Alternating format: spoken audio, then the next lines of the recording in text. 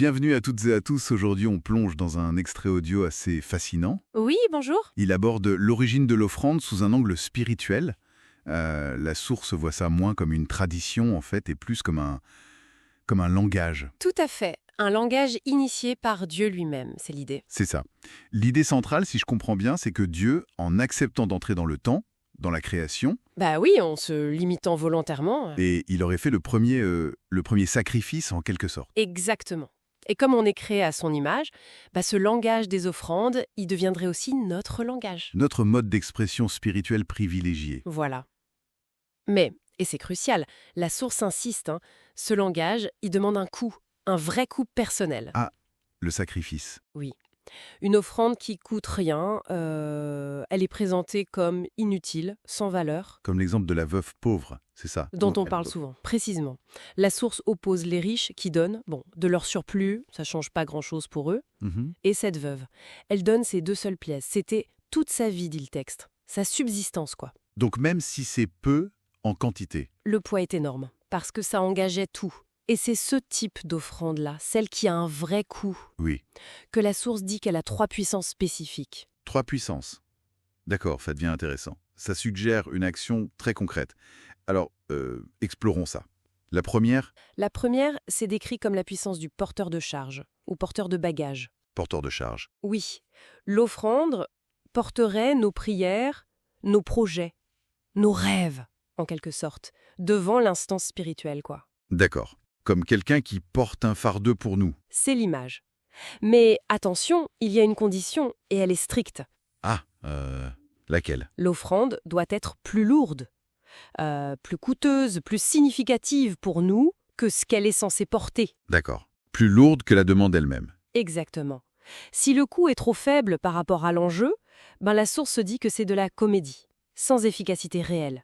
D'accord. Une sorte de proportionnalité spirituelle alors. Le poids du sacrifice doit correspondre à l'importance de la requête. Logique. C'est ça. Si cette première puissance, c'est le transport, quelle est la deuxième? La deuxième, c'est la puissance de la représentation. Représentation, c'est-à-dire? L'idée, c'est que l'offrande peut agir en notre nom, nous représenter là où on n'est pas. Ah oui, hein, Même quand on n'est pas là physiquement, voilà. là où notre sort se décide, parfois sans nous. La source cite Daniel, Mardoché.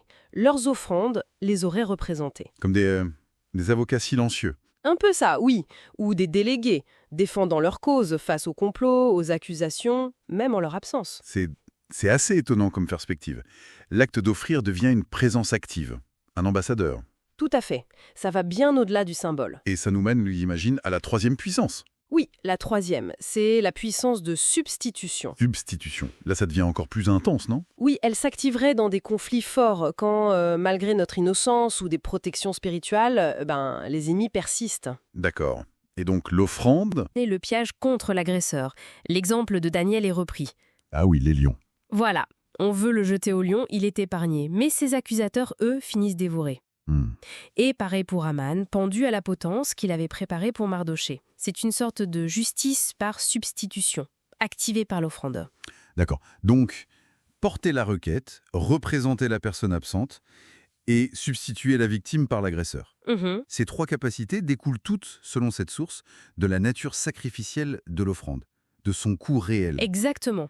Et la source précise bien, ce langage du sacrifice est propre aux humains. Ah bon? Pourquoi? Parce qu'on est fait à l'image de Dieu, de peu inférieur à Dieu. Ni les anges, ni les animaux n'auraient cette capacité. D'accord. C'est vu comme un privilège humain alors. Et une responsabilité. C'est ça. Bon, si on résume un peu tout ça. Cet extrait présente l'offrande pas juste comme un rite, mais vraiment comme un langage. Un langage puissant, Oui, fondamental, ancré dans notre lien au divin. et dont l'efficacité dépend de ce fameux coût réel du sacrifice, avec ces 3 puissances porteuses. Représentative, substitutive, qui en font quelque chose de très actif. Très actif, oui. Ça peut influencer les événements spirituels comme terrestres, selon cette perspective. Ce qui est frappant, quand même, c'est cette insistance sur le coût. Ça dépasse la simple bonne intention. Tout à fait. L'acte tangible, coûteux et central. Et ça nous laisse avec une question assez intrigante pour aujourd'hui, non? Ah oui, effectivement.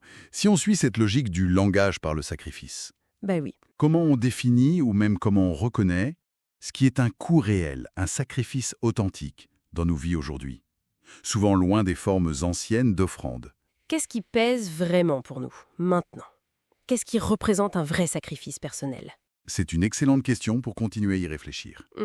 Une piste de réflexion qui clôt bien notre exploration pour aujourd'hui. Merci d'avoir partagé cette analyse. Merci à vous. Et c'est tout pour cette plongée dans les idées de cet extrait sur l'origine et les puissances de l'offrande.